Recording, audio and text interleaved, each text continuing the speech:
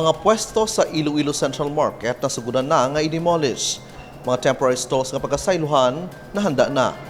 Nag-umpisa lang demolition sa Iloilo Central Market. Mismo mga vendors kaupo ng Task Force ASIS ang nagpangbaklas sang iladaan nga mga pwesto. Iniman ang hugnat sang pag-board up sa palibot sang merkado para maumpisahan ang pagkaayo.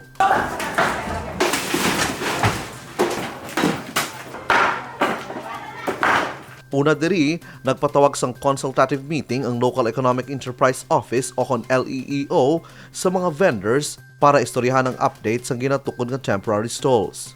Ginpasiguro sang Iloilo City Government nga wala man sang may ma-displace bangod ang mga lehitimo nga mga stall owners ang hatagan sang prioridad. Bot silingon, makabalik gid ang mga vendors sa ilang mga pwesto. Sa karon, pila ka mga modifications ang ginahimo sa temporary stalls nga nakadepende sa mga kinahanglanon sa isa ka vendor bangon nagkalain-lain ang produkto nga ila ginabaligya.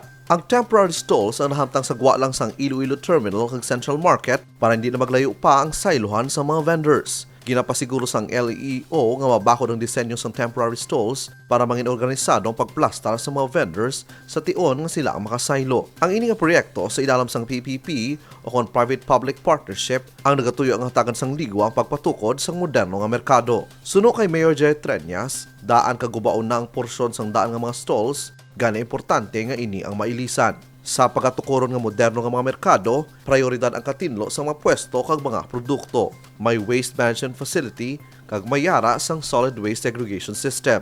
May bastante nga parking area para sa mga customer kag Iloilo City Government paagi sa LEEO sa gihapon ang mga dumala sang mga merkado.